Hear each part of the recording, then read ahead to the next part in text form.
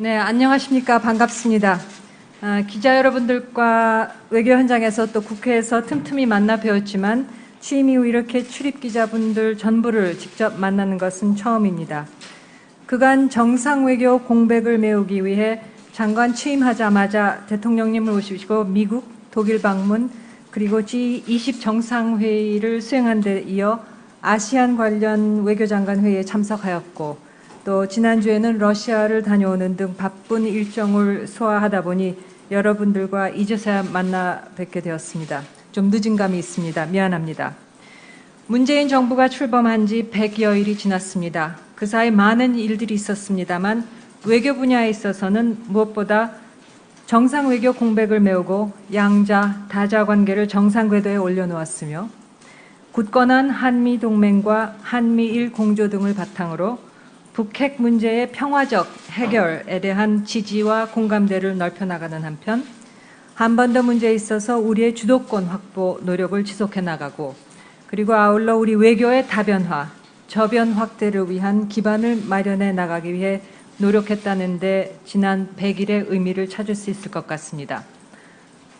대통령께서는 첫 해외 순방국으로 미국을 방문하셨고, 저 역시 한미 정상회담 이 장관으로서의 첫 수행길이었습니다. 한미 양국 신정부 출범 이후 첫 정상회담이라는 상징성과 중요성 때문에 부담도 컸습니다만 양 정상은 솔직하고 격이 없는 대화를 나눔으로써 신뢰를 구축하고 향후 양국 간 정책 공조의 기반을 공고히 하였고, 특히 평화적 방식의 완전한 북핵 폐기라는 공동 목표를 위해 제재와 대화를 포함한 가용한 모든 수단을 활용하여 한미 간 공동 전략을 마련해 나가기로 하였습니다. 독일 방문 시에는 베를린 구상을 발표하는 등 한반도 평화 정착을 위한 비전을 소개하였습니다. 분단, 통일, 통합을 경험한 독일과는 한반도 평화와 통일을 위해 협력을 확대해 나가기로 했습니다. 대통령 취임 후 첫 다자 정상회의인 G20 정상회의 참석을 통해 우리는 기후변화, 개발협력, 테러리즘, 난민, 보건 등 국제 현안 해결을 위한 G20의 단합된 대응 노력에 적극적인 동참 의사를 표명함으로써 책임 있는 중견국으로서의 역할을 다하고자 하였습니다. 아울러 동정상회의 계기에 중국, 일본, 러시아 등 주변국 정상과 양자회담을 가짐으로써 상당 기간 공백 상태에 있었던 정상 외교를 본격 가동하였습니다. 금년 중국과의 수교 25주년을 맞아 양국 관계를 실질적 협력 동반자 관계로 발전시켜 나가고, 일본과는 셔틀 외교를 복원함으로써 소통을 강화해 나가는 계기가 마련되었다고 봅니다. 9월 초에는 대통령께서 블라디보스톡에서 개최되는 동방경제포럼에 참석하여 푸틴 대통령과 정식 양자회담을 가질 예정인데, 지난주에는 제가 모스크바를 방문하여 라브로프 외교장관과 우샤코프 대통령 외교보좌관을 만나 대통령님의 동방경제포럼 참석, 극동개발 등 실질협력 확대, 북핵, 북한 문제 관련 협력 방안에 대해 폭넓은 협의를 하였습니다. 우리 정부는 북핵 문제에 있어 매우 어려운 환경 속에 출범하였습니다. 신정부가 출범한 지 나흘 만인 5월 14일, 북한은 KN-17 탄도미사일 발사를 감행하였습니다. 이는 탄도미사일 능력 다종화를 위한 북한의 의도를 여실히 보여주었을 뿐만 아니라 신정부의 대응 의지를 시험한 것이기도 하였습니다. 이후에도 북한은 탄도미사일 도발을 계속하였으며 지난 7월에는 두 차례에 걸쳐 ICBM급 탄도미사일을 시험 발사하면서 전 세계 어느 곳도 타격할 수 있다는 위협을 하는 수준까지 이르렀습니다. 문제는 북한의 매우 빠르게 진행되고 있는 핵 탄도미사일 능력 고도화와 불확실하고 모험적인 의도입니다. 이에 대응하여 한미가 가용한 모든 수단을 총동원하여 북한의 핵 능력 고도화를 시급히 차단하기 위한 전략 마련이 필요합니다. 이러한 상황에서 트럼프 행정부는 출범 직후 이제까지의 소위 전략적 인내는 끝났다고 선언하면서 북핵 문제에 최우선 순위를 부여하겠다는 의지를 분명히 하였습니다. 미 행정부는 시급한 외교 안보 현안 중에서도 북핵 문제에 대한 정책 재검토를 가장 먼저 실시하였습니다. 4월 초 마랄라고에서 미중 정상회담이 개최된 이후 전개된 미중 양국의 전례 없는 강력한 대북 압박은 북한의 고강도 전략 도발을 효과적으로 억제하면서 4월 위기설을 잠재웠습니다. 신정부는 2월 30일 개최된 한미 정상회담을 통해 평화적 방식의 완전한 북핵 폐기라는 양국 공동의 목표를 위해 제재와 대화를 포함한 모든 가용한 수단을 활용하여 한미 간 공동 전략을 마련해 나가기로 하였습니다. 아울러 한반도 통일 여건 조성에 대한 우리의 주도적 역할에 대한 미국 측의 확고한 지지를 확인하였습니다.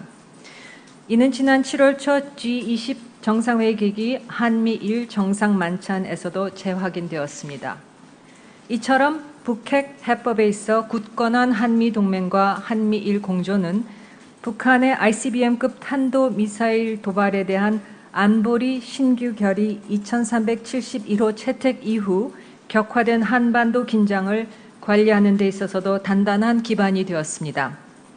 UFG 기간 중 전례 없는 미 군 정보당국 최고위 관계자들의 연쇄 방안을 통한 강력한 대북 경고, 그리고 동시에 트럼프 대통령과 틸러슨 장관의 대화와 협상 가능성을 열어둔 메시지는 8월 한반도에서의 긴장의 수위를 점차 누그러뜨리면서 새로운 기회의 창을 향한 기대도 불러오고 있습니다.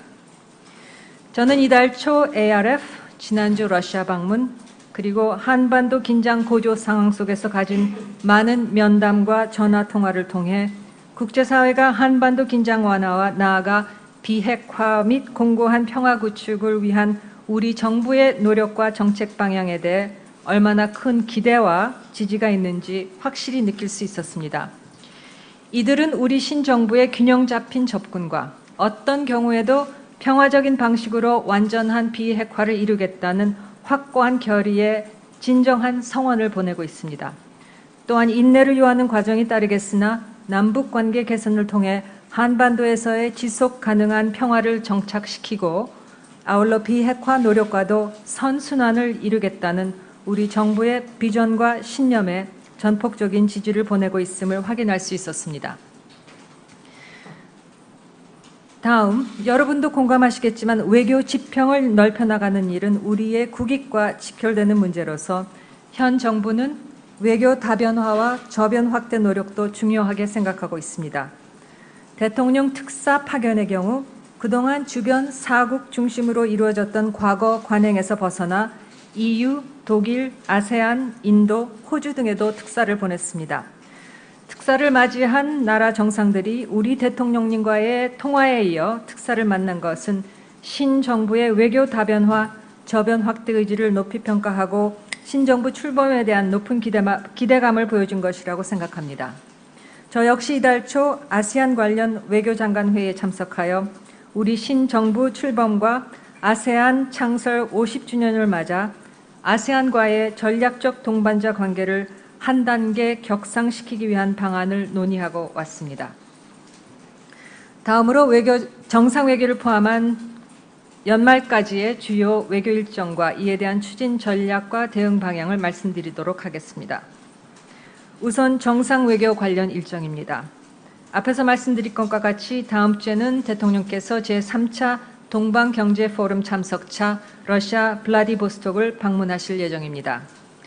대통령께서는 근본 포럼에서 기조연설을 통해 우리 정부의 동북아 및 유라시아 경제협력 증진을 위한 신북방 정책 비전을 천명하시고 푸틴 대통령과의 정상회담을 통해 한러 간 실질협력 및 북핵, 북한 문제 해결을 위한 협력 증진 방안 등을 논의할 예정입니다. 9월 하순에는 대통령께서 UN 총회에 참석하셔서 기조연설을 하실 예정입니다. 이번 대통령님의 UN 총회 기조연설은 민주주의와 평화를 선도하는 책임 있는 중견 국가로서 한반도 문제뿐만 아니라 글로벌 현안에 적극적으로 참여하는 신정부의 외교 정책을 대외적으로 천명하는 기회가 될 것입니다. 또한 내년 2월 평창 동계올림픽과 패럴림픽스를 평화의 제전으로 개최하고자 하는 우리의 준비에 대한 국제사회의 지지와 성원을 다지는 계기가 될 것입니다. 저도 대통령님을 수행하여 뉴욕을 방문할 계획입니다만 저는 지난 10여 년간 UN 사무국 고위 간부로 근무하면서 UN 총회에 참석했는데 이번에는 대한민국 장관으로서 참석하는 첫 UN 총회라는 점에서 개인적으로도 의미가 매우 남다릅니다.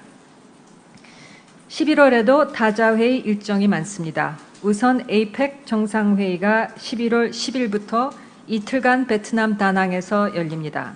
대통령께서는 이번 회의에서 영내 경제통합, 보호무역주의 대응을 위한 협력을 강조하는 한편 지속적 포용적 성장을 위한 정책 방안을 소개할 예정입니다. 참고로 우리나라는 2025년 APEC 정상회의를 개최하는 만큼 역내 중견국가로서 위상에 맞는 역할을 해나갈 것으로 기대합니다. APEC 정상회의 직후에는 11월 13일부터 이틀간 마닐라에서 한아세안, 아세안 플러스 3, 동아시아 정상회의 EAS 등 아세안 관련 정상회의가 개최될 예정입니다. 이번 회의는 대통령께서 처음 참석하시는 아세안 관련 정상회의이자 금년도 정상 차원의 다자 외교를 마무리하는 무대가 될 것입니다. 아세안 플러스 3 회원국을 포함하여 미국, 러시아, 뉴질랜드, 호주, 인도 등 아태 지역 18개국 정상이 모두 참여하는 동아시아 정상회의에서는 정치 안보 이슈들에 대한 논의가 진행될 예정으로서 북핵 문제 및 우리의 대북 정책에 대해서도 의미 있는 논의가 있을 것으로 예상됩니다. 이미 북한 문제와 관련 우리 신정부의 접근에 대한 국제사회의 지지와 공감대 확인 등 그간의 성과를 말씀드렸습니다만 이제 무엇보다도 중요한 것은 북한이 더 이상의 도발을 감행하지 않음으로써 대화 재개의 여건을 조성하는 것입니다. 미국도 이미 그런 방향에서 분명한 신호를 보내고 있습니다. 중국과 러시아도 북한에게 같은 메시지를 보내고 있습니다. 북한은 이 기회를 놓치지 말아야 합니다. 북한은 비핵화를 통해서만 자신이 원하는 안전과 경제 발전을 보장받을 수 있으며 북한이 올바른 선택을 할 경우 우리는 국제사회와 함께 밝은 미래를 제공할 의사가 있다는 점을 다시 한번 확인드립니다. 우리는 주인의식을 가지고 주도적이고 창의적으로 북한 비핵화와 진전을 위해 노력해 나갈 것입니다.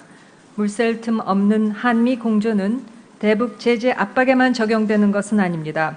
대화 재개 여건을 마련하고 나아가 단계적이고 포괄적인 비핵화 로드맵을 마련하기 위한 한미 공조도 지속 강화해 나갈 것입니다. 이미 그런 노력은 다양한 채널을 통해 진행 중이며 현재 워싱턴을 방문 중인 1차관도 그런 방향에서 협의를 가질 예정입니다. 지난 토요일 북한의 단거리 발사가 있었습니다.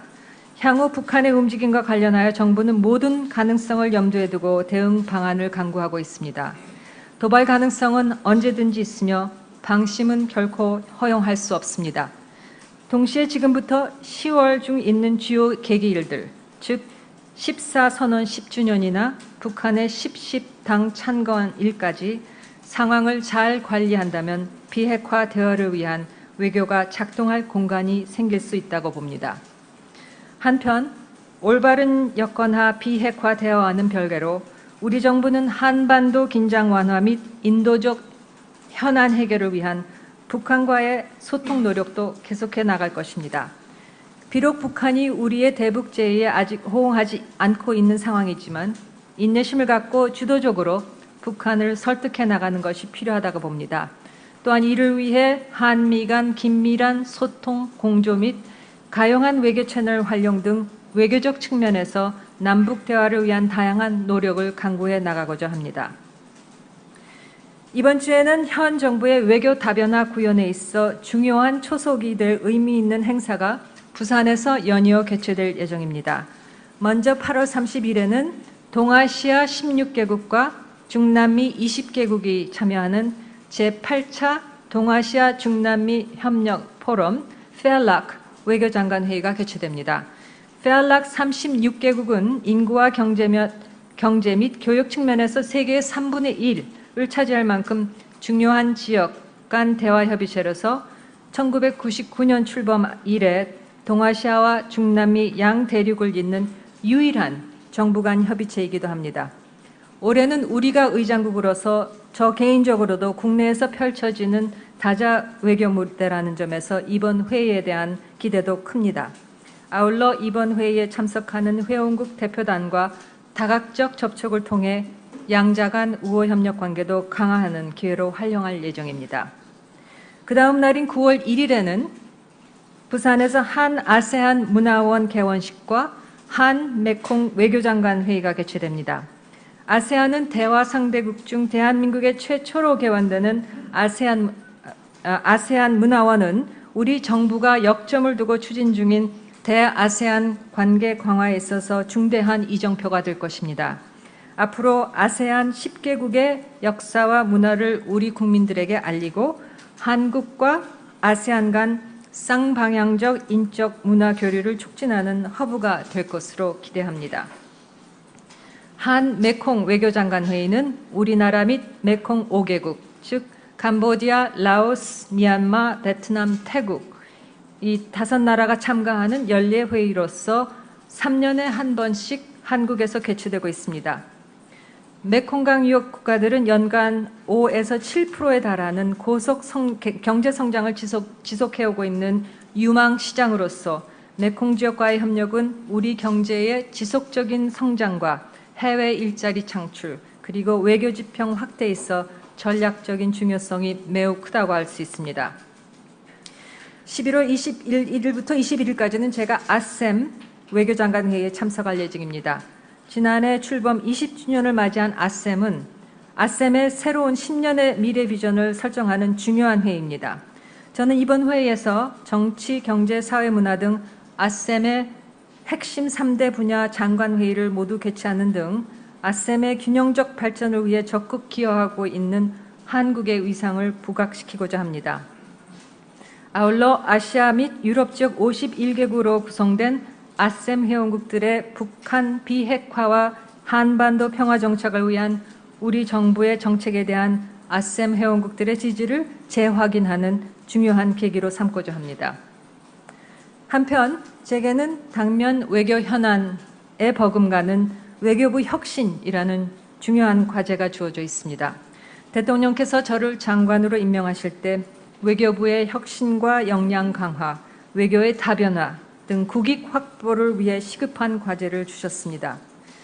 외교부에 대한 대내외 비판이 지속 제기되고 있는 것을 인식하고 외교부가 국민의 소리에 귀를 기울이면서 우리의 외교 잠재력을 극대화하는 방향으로 혁신되어야 한다는 소신하에 장관직서 외교부 혁신 타스크포스를 지난 7월 11일 출범시켰습니다. 아울러 외교부만의 생각과 고민으로는 될 부분이 아니라고 생각하여 학계, 시민사회, 기업, 관계부처 등 외부 전문가들로 구성된 외교부 혁신 외부자문위원회도 발족하였습니다. 외교부 혁신 TF, 외부자문위원회 등을 통해 외교부 안팎의 목소리를 아우르고 다양한 이해관계자들로부터 의견을 수렴하여 내달 외교 역량 혁신 강화 방안을 마련할 계획입니다. 여기에는 4강 외교를 넘어 외교 영역을 적극 확대하고 국익을 관철하며 국민과 소통하는 외교부로 거듭나기 위한 각고의 노력이 담길 예정입니다. 좀 더 구체적으로는 발탁 인사 확대, 그리고 공정한 인사, 외교인력 충원 다변화, 퇴출제도 확립 등 인사혁신을 통한 인적 역량 강화, 두 번째는 국민과 함께 외교를 위한 역량 강화, 세 번째 소통과 효율성에 기반을 둔 업무 역량 강화, 그리고 대아세안 EU 외교의 심화를 통한 국익 확대를 선도할 수 있는 조직 역량 강화 등에 중점을 두고자 합니다. 이를 통해 국민의 기대와 요구에 적극 부응하는 동시에 급변하는 외교 환경에 능동적으로 대처하여 당당하게 국익을 관철시켜 나가는 국민으로부터 신뢰받고 국제사회로부터 평가받는 외교부로 거듭나가는 것이 우리의 목표입니다. 마지막으로 하루를 한 달같이, 한 달을 1년같이 일하고 있습니다. 시간이 늘 부족하다고 생각됩니다. 기자 여러분들과의 소통도 게을리지 하지 않겠습니다. 지난주 대통령 업무 보고를 마치고 1, 2 차관이 직접 여러분들 앞에서 설명을 드린 바 있습니다만 앞으로도 중요한 일이 있을 때마다 저를 포함한 외교부 관부들이 여러분들께 상세히 설명드릴 수 있도록 하겠습니다. 외교는 더 이상 외교관만이 하는 영역이 아닙니다. 여러분들 역시 한 분 한 분 외교 최일선에서 일하시는 외교관이라 생각하시고 자주 소통하겠습니다. 감사합니다. 상징성과 중요성 때문에 부담도 컸습니다만 양 정상은 솔직하고 격이 없는 대화를 나눔으로써 신뢰를 구축하고 향후 양국 간 정책 공조의 기반을 공고히 하였고 특히 평화적 방식의 완전한 북핵 폐기라는 공동 목표를 위해 제재와 대화를 포함한 가용한 모든 수단을 활용하여 한미 간 공동 전략을 마련해 나가기로 하였습니다. 독일 방문 시에는 베를린 구상을 발표하는 등 한반도 평화 정착을 위한 비전을 소개하였습니다. 분단, 통일, 통합을 경험한 독일과는 한반도 평화와 통일을 위해 협력을 확대해 나가기로 했습니다.